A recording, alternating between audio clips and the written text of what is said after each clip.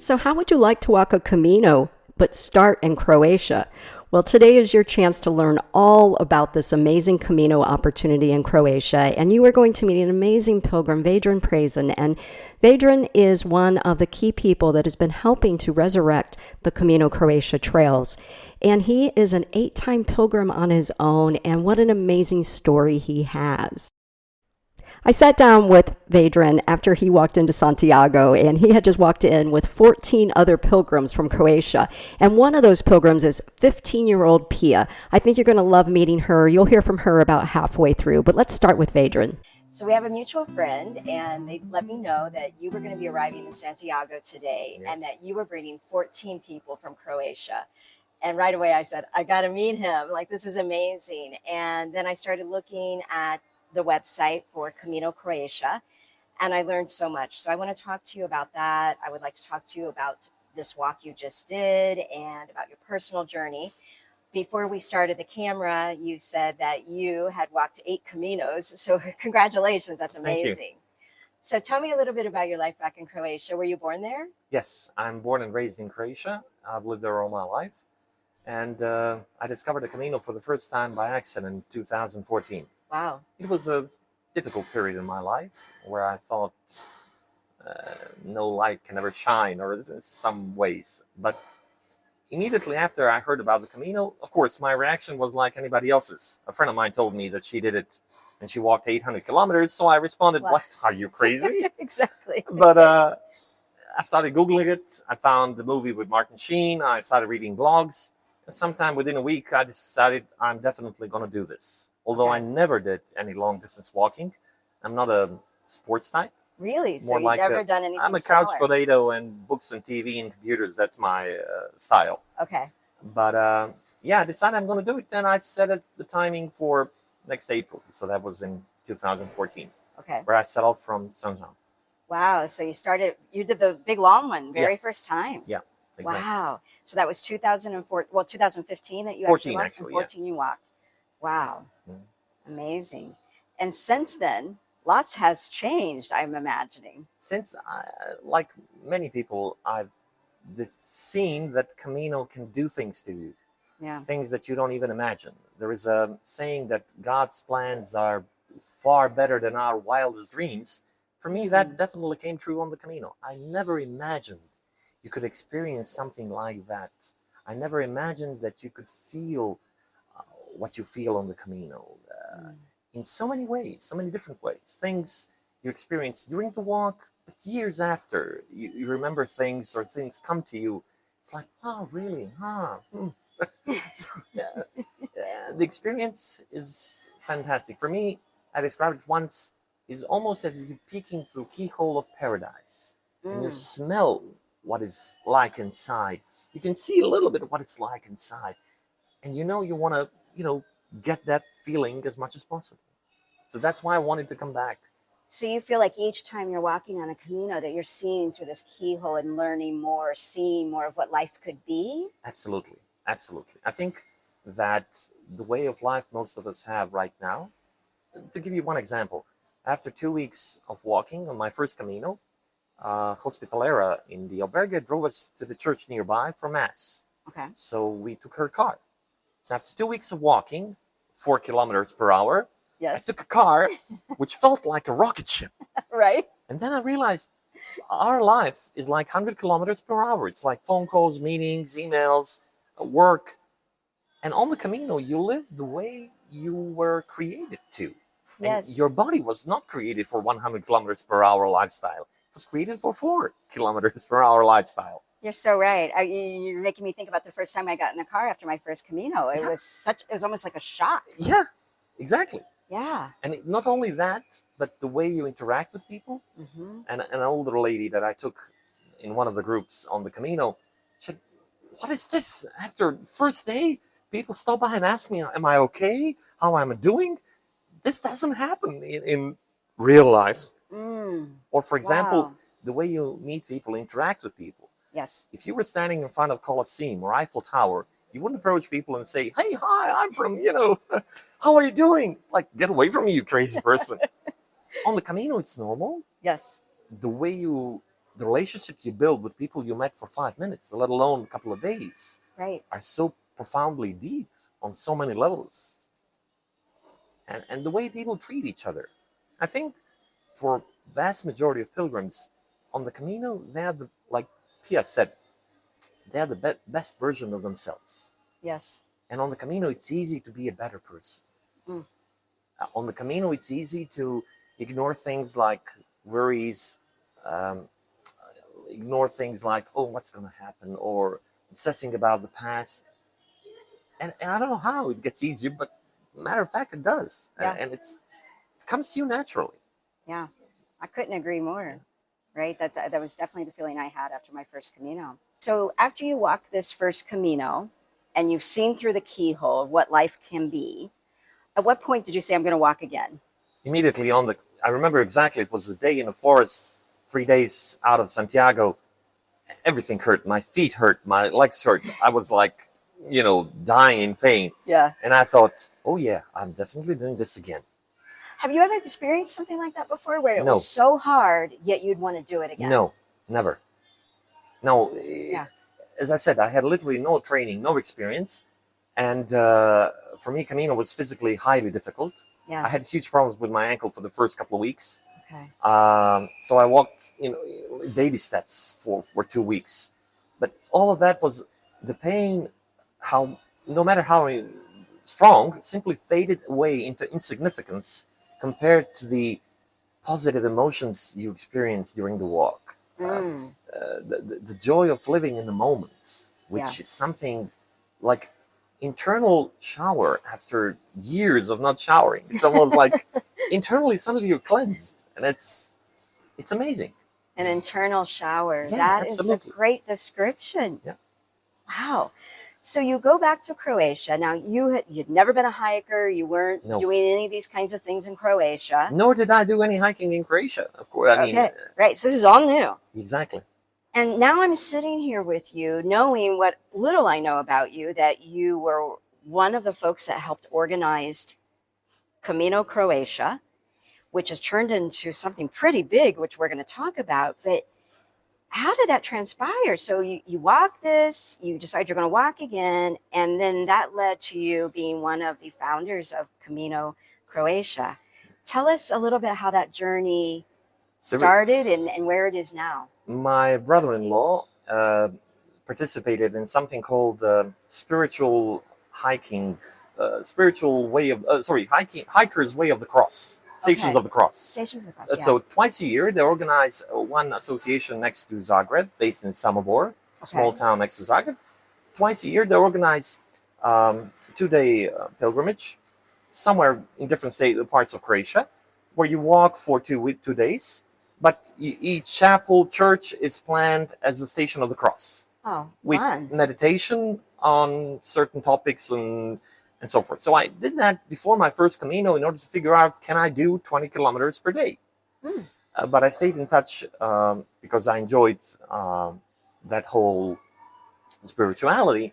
So I stayed in touch with them. A few of them walked the Camino before me, so I asked them for advice. And in that group, basically came the idea to organize a confraternity of St. James in Croatia. Croatia is rich in tradition of confraternities. Okay. So it's laypersons, religious organizations who do certain things or dedicated to certain purpose. So ours was to promote the pilgrimage to Santiago, promote the honoring of St. James. So one of the first projects we did is create a Croatian pilgrim passport. We had it officially certified with the cathedral in Santiago. Okay. We started promoting the Camino in Croatia through blogs, through websites, through Facebook, through Camino cafes, where we set up really a coffee where you can ask anything about the Camino. And in a couple of years, basically, we started figuring out, when we saw on the official Spanish credencial, Pilgrim Passport, you have a map of Europe. Yeah. With all of the Camino routes in Europe. Right. The Croatian one only has a straight line leading from Zagreb. Okay. And nothing. So we said, hey, why does everybody in Europe has a Camino route and we don't? So we started to do some digging, And we basically discovered that the Croatian Camino's tradition stretches back as far as 1203 AD.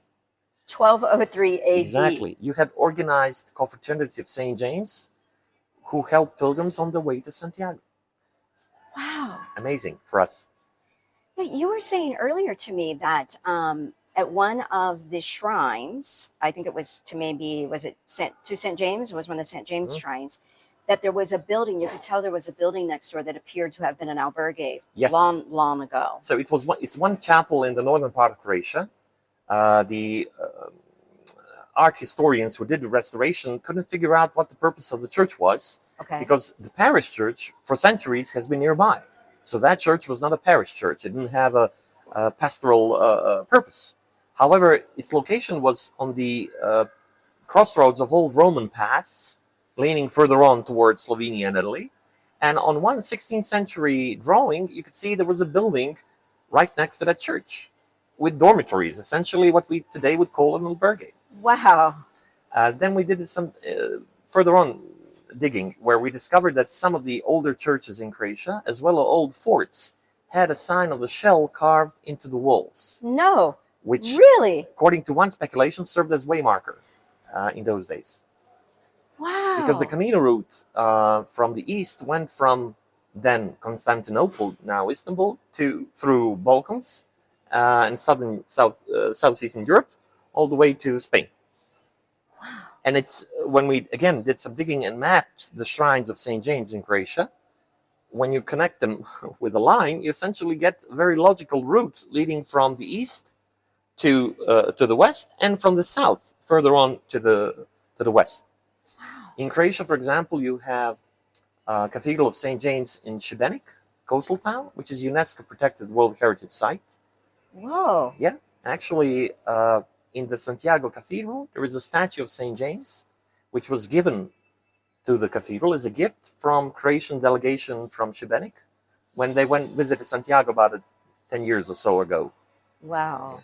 Oh, that is fascinating. When I was looking at your website, I saw that there was a man and a woman that looked like they had walked, I don't know, something 2,200 kilometers. So did they start on one of those routes? In the beginning of June, two members of the Croatian Confraternity of St. James, Ivica and Bilja, yes, started their walk from Croatia, from the east of Croatia, the town of Osijek, and they decided to walk all the way to Santiago. So they're now near Lourdes in France. So, and their journey was amazing. Their journey was amazing on so many levels. Wow. They're writing a daily blog, both of them separately. Yes. In Croatian, unfortunately, but Facebook can do the translation for you. Yeah, that's true. Yeah. Which they describe their experience, their encounters on the way. You had people stopping their cars because they have shells on their backpacks. Okay. Are you on the Camino in Italy, in France? Really? People who are offering accommodation. People who are offering to pay accommodation for them, because it's high season in French Côte d'Azur right now in Italy as well. Yeah. So it was difficult. But the encounters, the simple goodness they encountering people. For example, they just wrote kind of a comment on the French people. Said they were amazed with the hospitality by total strangers. And their French is not that good, but yeah, amazing. People often their own home to stay. Absolutely amazing. Absolutely amazing. Oh, wow. That is really fascinating. I'm going to have to look up some of their posts now. Yeah. So now this time, this was the 8th time that you personally walked into Santiago. Yes. And I know as we've been talking today that you've had a personal journey this year, as well as a journey where you brought 14 people with you into the square from Leon. Yeah. So let's back up and talk a little bit about back this past September, you had some health issues and experienced a heart attack. And we're so grateful that you're okay and able to be sitting here having walked the Camino again. Looking back now, when that was occurring, did you kind of think, well, I don't know when I'll walk next? Well, yeah. The ironic part is that last summer I did 2 Caminos. The one from Leon, also with the group, and one from Porto. Wow. In July and August. And I said, wow, I never felt better during the Camino. My feet never hurt less. Oh, no. And then in September, we took a trip to Rome. Yeah.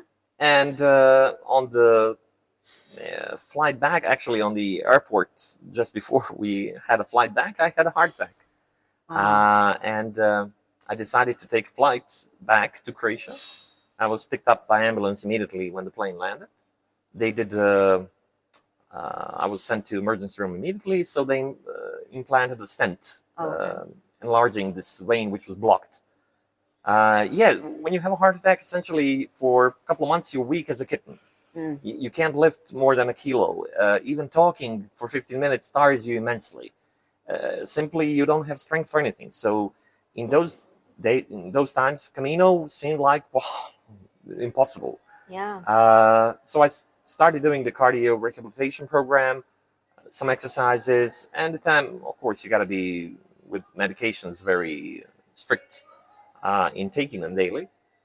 And slowly I got better. I did some trial runs in Croatia, doing the new stages of the Camino Croatia route for 20-25 kilometers per day. So, okay, I'm feeling well. Let's try the Camino. But I immediately decided that should I feel even a little bit of weakness, I'll skip a route, or I took a rest day, or I'll skip it totally. I don't want to push it too hard. But I managed it all the way from Leon. I took a couple of days, rest days, to Ponferrada. Yes. And since then, I felt great. Wow. And I mean, you're a young guy to have experienced a heart attack. You were only 48 at that time. So that's quite young to do that. And it must have been really surprising for you after feeling so good and walking. Yes, particularly, and I guess it helped me that I didn't have a clue what was happening. So the pain wasn't that bad. So it was like, I had mild discomfort, but heart attacks is what happens when you collapse and they do this bzzz, trying to revive you. So when I tell that to doctors, they're like laughing. Whoa, when that happens, it's like a very, very dangerous stage. But but even thinking about it, if it turned out I can't walk ever anymore, there are a number of ways I can do to promote and help develop the Camino, even from a chair.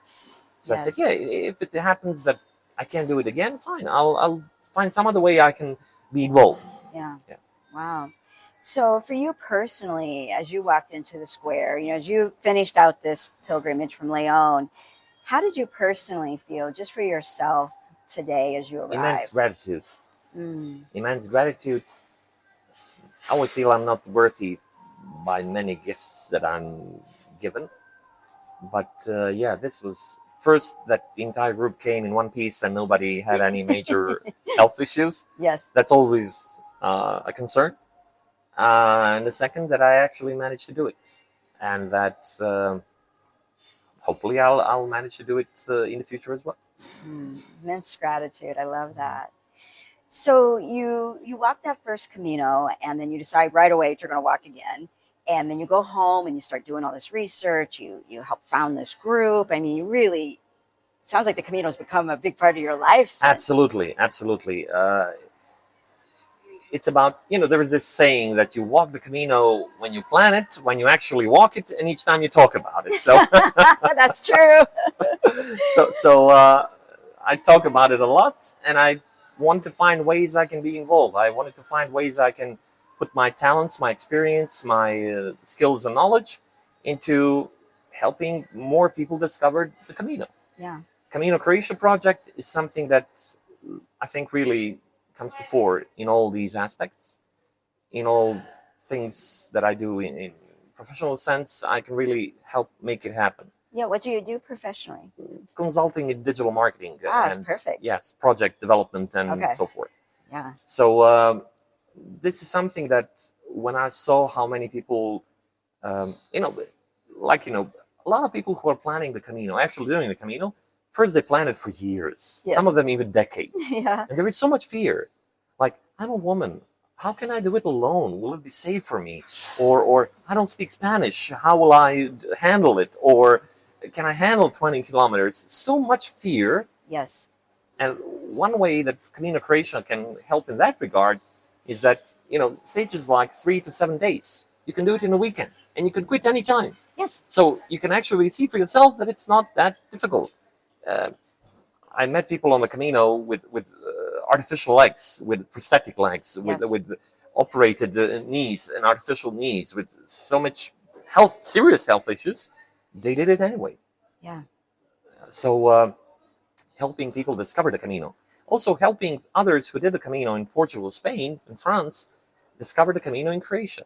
Yeah, I'm so excited about this. Croatia has so much to offer. Yes. And it's the tradition of pilgrimage and the welcome to pilgrims is deeply engraved for more than 1,000 years. Wow. Dante, in his famous work, The Paradise, has a character of Croatian pilgrim, because since medieval times we were known in Europe as pilgrims, essentially. Wow. And you mentioned earlier that when we were talking before we started the interview, that the Croatian people, modern day people right now, as you've been building out these new Camino routes or reestablishing them, I guess would be more correct to say, you have found everyone to be so welcoming and really embracing and so giving to pilgrims. So could you talk a little bit about what you've been witnessing? The first stage we did, thanks to the huge cooperation and help from then tourist board director from the city of Kirk in Croatia, that part of the island of Kirk. So the first route we did was island route, 6 days, now 7 days, which ends in the Church of St. James in the island of Kirk. Okay. So that section has been the longest in operation. The way locals embraced it, the way they offered water to the pilgrims, the way they welcomed the pilgrims in their homes with Buen Camino typed to the kitchen sink, the way they, for example, if you come with a pilgrim passport in the spring, you get a free pizza in the one of the campsites. A free pizza. And it's not something we told them to do. It's something they came on their own. Wow. And you really get the sense that it's not a commercial relationship. Okay, I'm going to overcharge you for a bed. Yeah. It's like, wow, I can help you make your own Camino, and in some ways I can be a part of that. By helping you, by providing accommodation, providing food. And of course, it's still way early. Yeah. Camino in Spain has a tradition over 1,200 years old. In modern times, over 50 years old. A bunch of resources from multiple institutions, and a very small association with a small budget.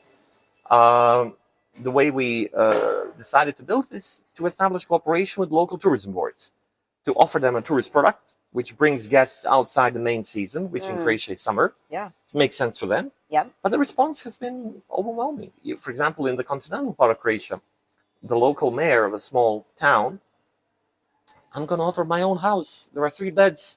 Pilgrims are welcome. The mayor's offering his own home. Exactly, her own, yeah. Wow, yeah. Her own home. That is amazing. Yeah. And this kind of hospitality, this kind of welcome is deeply ingrained in the Croatian culture. Wow. And a lot of them, of course, are planning or wishing, I'm old, I can't do the Camino, but I can help in this way. So it's really fantastic way to bring people together. I love that. That is a really great way to look at it. Now let's turn our focus to the group that you brought in today. I had a chance to sit down and talk to the youngest member of your group, Pia, and wow, she was so impressive. Absolutely. So let's take a break from our interview with Vedran so that you can hear directly from Pia.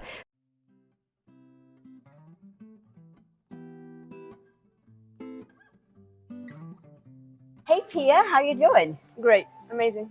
Wonderful. Now you just arrived today in Santiago, right? Yeah. Wow. Okay, so you started in Leon. Yeah. How did it feel when you arrived at the cathedral today? I cried so loudly. It was really heartwarming moment. It was truly amazing. Yeah, it was like a dream come true. Oh my goodness. Yeah.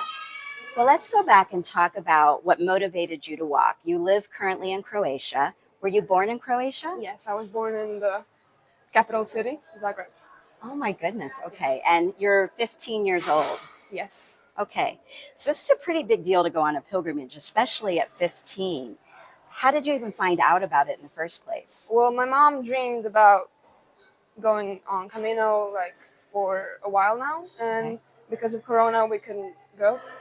And she one day she just said like, "I want to go," and I don't know why. I don't know what's the reason, but I just said like, "I'm going with you." It was just a feeling in me that told me I should accompany her. Wow. And Yeah. so when was this when you made that decision? It was, I think, 2 months before, about 2 or 3 months before the trip. Yeah, Okay. she found out about the people who were leading this trip and told me about it, and I was truly amazed. Wow. And had you ever done any other kind of pilgrimage or long hikes? Nothing, no, never. Nothing at all. And did you No. do any training to get ready? Kind of, we walked every day about 10 to 15 kilometers, but Okay. it wasn't as hard as it was on the Camino, actually. Wow. Yeah.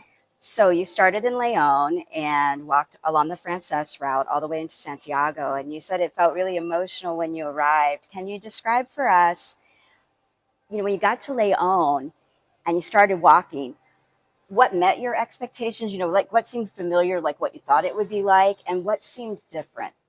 Well, I thought it was going to be really, really hard, and I thought we were going to sleep in like bedrooms of 50 people, and everyone was snoring, and we couldn't sleep. But it was pretty good, and it was very hard the first 2 to 3 days. Okay. It was hard to walk because the motivation just dropped when you felt more and more pain with more walking. But the more we walked, the more I started to just go along with it, and it was no going back at the moment we just started walking, and I was completely fine with it. Wow. What was your most challenging day? Most challenging day was, I think, the second day we walked, because like your body doesn't really get used to it. You don't walk 8 hours a day every day. Right? And it was pretty hard. Yeah, the second day. What was hard about it? Was it like your feet hurting? Yeah, it was very, very bad, and just like my motivation really dropped because I wasn't expecting this kind of emotions and the feet feeling like this much pain, but it was okay. It was bearable. It was bearable. Yeah. Did you have to change something the third day, or what happened after that second day that made it a little better? Well, I guess I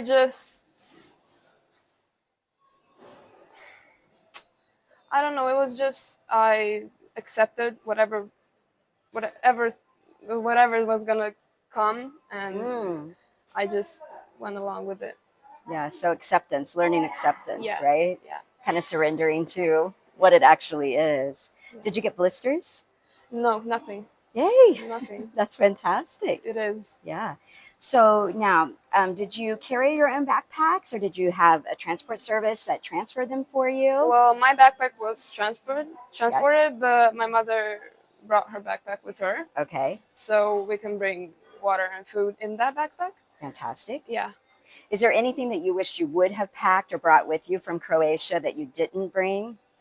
Well, actually, no, because everything we brought, we kind of lost everything. You lost we lost everything. everything. What did you lose? We lost our towels, our the whole wardrobe. We brought everything, and it was still enough. Whatever we had, it was enough for us. Very good. Did you have to buy anything while you were here? No, No. no. So actually, you lost all these things. You didn't even need them, or you didn't replace them. Like we brought 2 towels. We came here with one, and it was okay for us. Yeah. We accepted it. Wow. Wow. And so, do you recall a favorite town or a favorite albergue that you stayed in? Well, not really the favorite place we stayed, but I say my favorite town would be this one because it's really a heartwarming moment when you come to your goal, and it's my favorite town for sure. Yeah. Would you say this is the biggest goal that you've achieved in your life so far? Yeah, I would say so, yeah. It's a pretty big deal, right? Yeah. Right?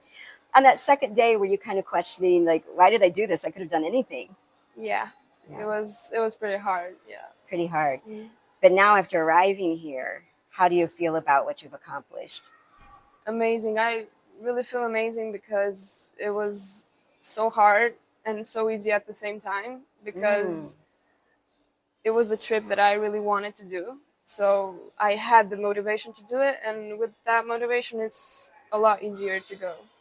Yeah, yeah. How do you think you've changed during this time? You know, if I would have sat down with you back in Croatia before you ever arrived in Spain and we were talking, do you feel like anything has changed inside of you, or how you maybe see the world, or how the world is going to see you now after completing the pilgrimage? I would say I stopped needing so much physical things. I Mm, just made everything more simple, and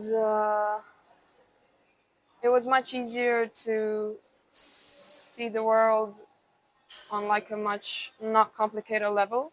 It was really it was really easy, like, to go on this trip with two backpacks and just 15 days or 13 days of walking, and it really changes you a lot. mm. And yeah, Did you bring your phone? I did. Yeah, You I did? did. I Yeah. did. And did you guys use any kind of apps or anything that you followed? Well, we have like maps that we follow for Okay. our route, but Okay. nothing else Yeah. we didn't use. Okay. And so what were some of the things that you feel like now that you wouldn't necessarily need? Maybe because you're saying like in your old life, you felt maybe like you were more attached to things than what you feel you are now? Well, yeah, now I don't really need so much things I had before, because when we get back at home, it's gonna be like weird, like laying in your bed, it's comfy, you have everything on one place, you're not traveling. Yeah. And yeah, it would be so much easier with this experience to come back home. Yeah, I agree. So can you think of a funny story that happened? Like anything that just really made you laugh during the walk? Uh, I would say the funniest thing that happened. Oh, I can't remember. Can't really remember. It's hard, isn't it, once you get here too? Like Yeah, everything is funny. So everything was funny. Everything was funny. Were you the youngest person in the group? yes, yeah. Yeah. How was that for you? I don't. They may be around, but how was it being so much younger than everyone? Well, I like to be around people who are like older, Okay. so it was pretty great. Yeah, it was normal. I felt like accepted, no matter what age I was or others. Yeah. So it was Yeah. pretty great. Because those are pretty long days. Did you find that you had a lot to talk about? Well, I talk to my mom mostly, Okay. and the talking isn't really my best part, the best part of myself, but like, I had a lot to say because you have a lot of emotions when you come, so Mm. you have to try and talk to someone about it.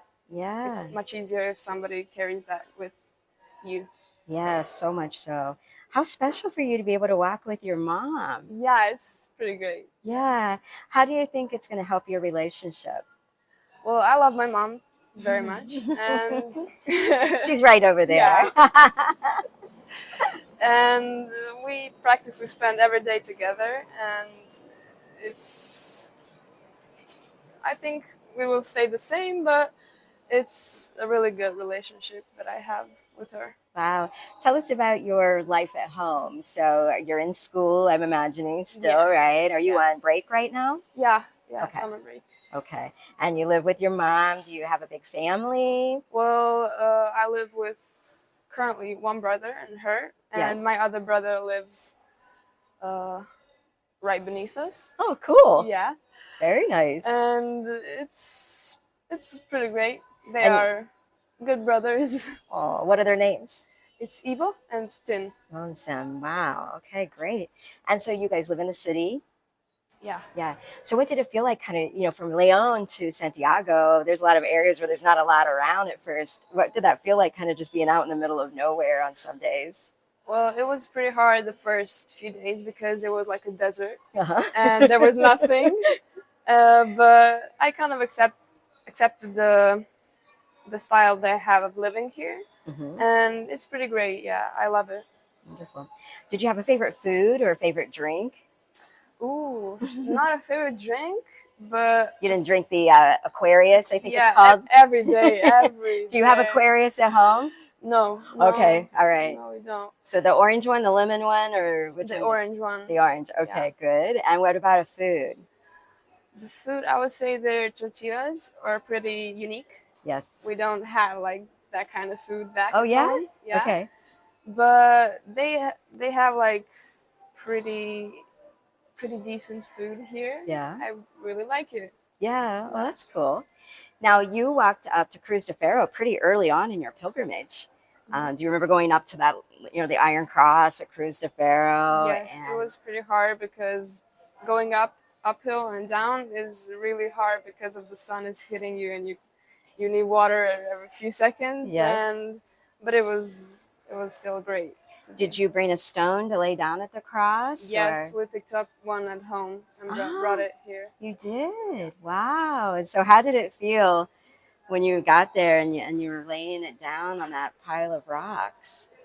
It was pretty early in the morning, so I wasn't really awake. But but it was good. Yeah, it was a good feeling. It really was like laying down the weight you brought with you. Yeah. Right. Such a relief almost of just kind of setting that down and then seeing all the things that everyone else had left. Yeah, right? Like just rocks and pictures and everything. Yeah. Do you remember meeting anyone that you felt, or was there anyone in the group that kind of felt like a Camino angel, or did you feel like maybe you were a Camino angel to anyone in your group or to anyone you met as you walked? A Camino angel, I would say one of our friends that came in our group, her name is Branka. Okay.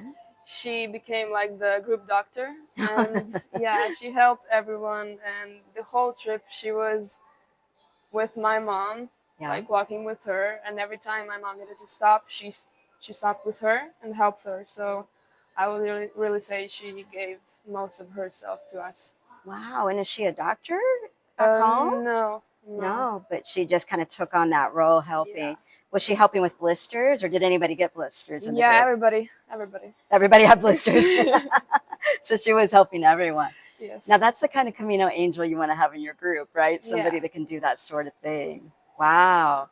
That is wonderful. So I know people are probably wondering, like me, is this going to be the first of many pilgrimages to Santiago? Have you started planning a next one, or how are you feeling right now? Well, the first day I was like, I took out my planner, and the next year I wrote Camino. It was just for me. On the very first day? Yeah. Wow. And that was like one of your harder days. Yeah. But you knew then. What do you think? Why do you think that is? I have no idea. It's just the trip changes you a lot. Yeah. It brings out the better you. And it helped me very much with a lot of things, and I'd say it's a beautiful experience that everyone should, if they feel, they should go to. Wow, that's beautiful.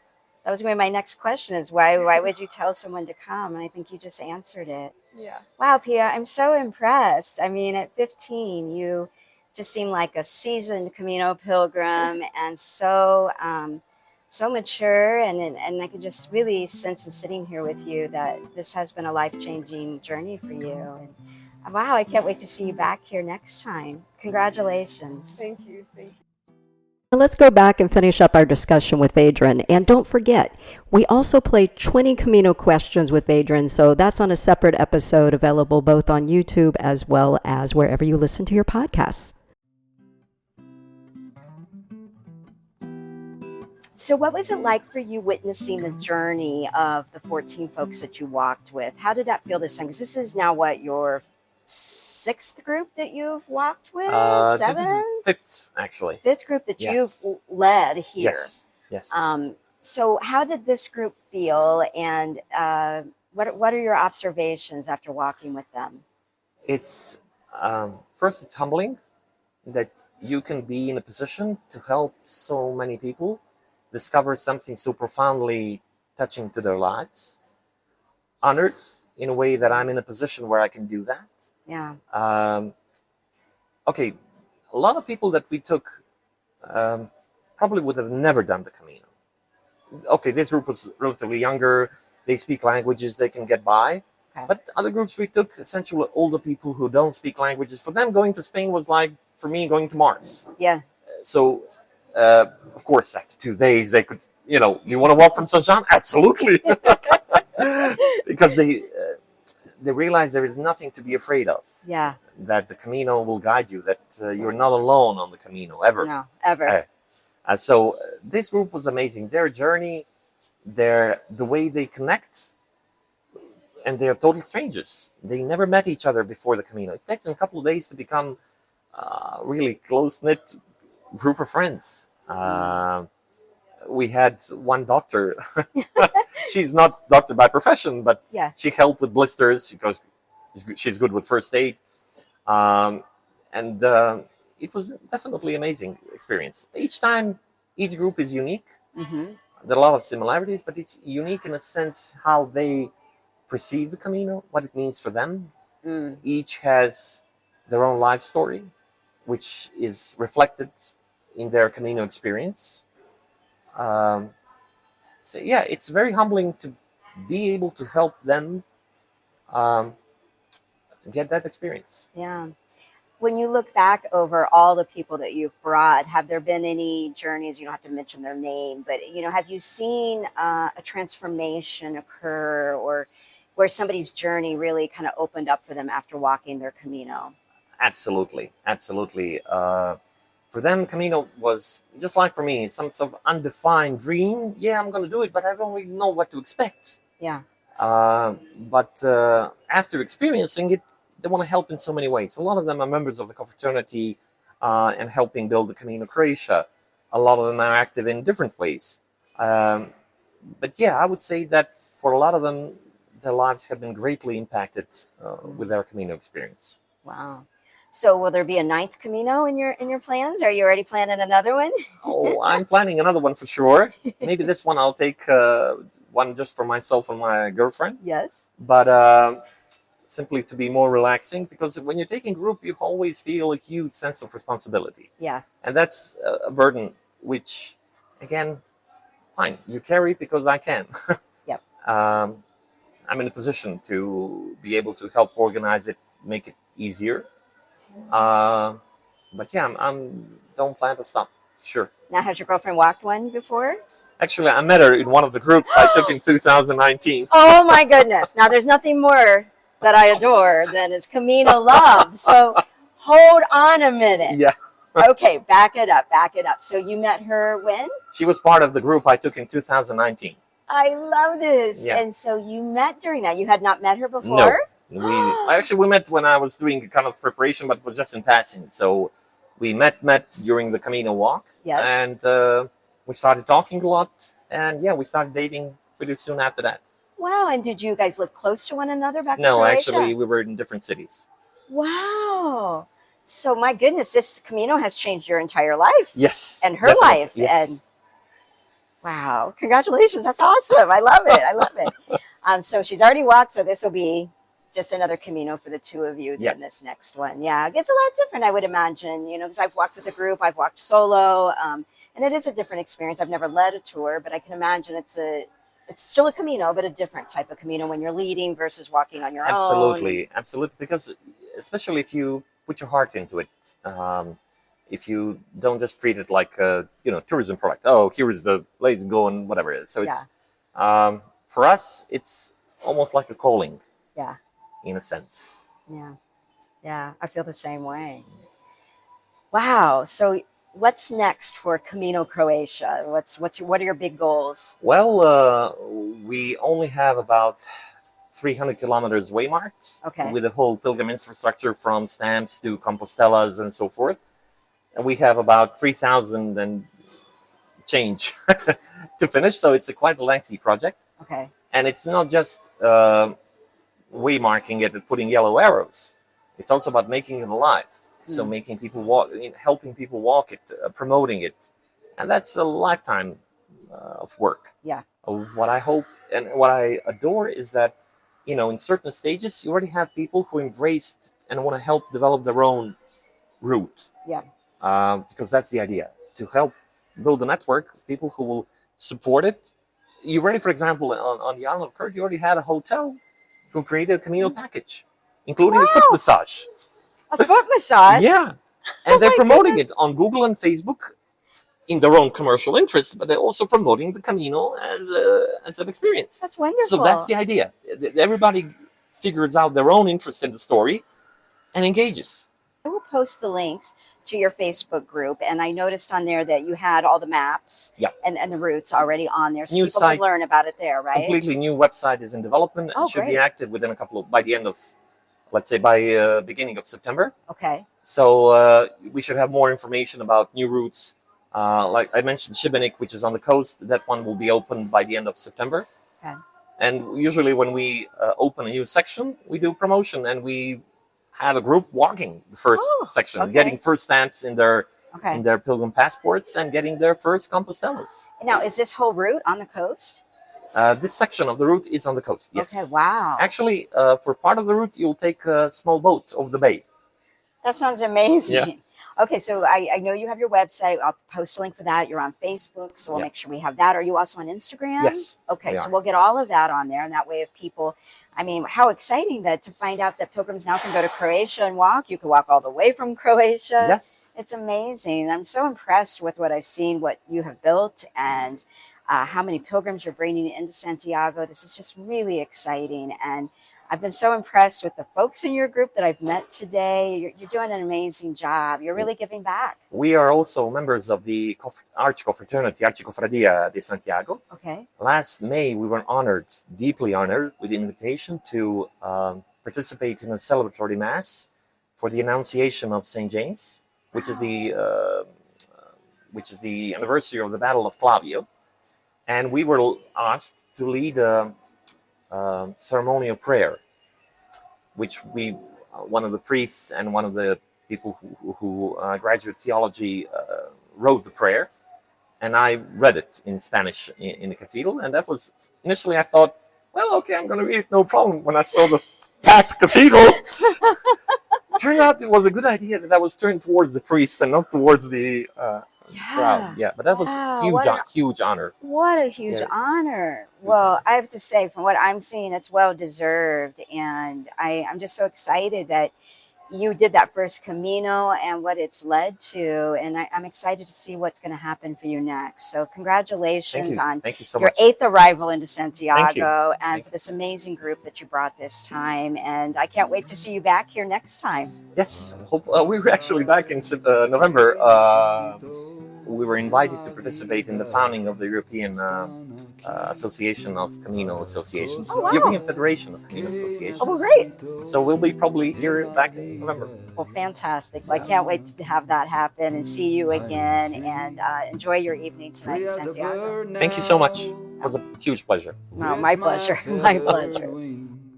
I am free, free as a bird now, with my feathers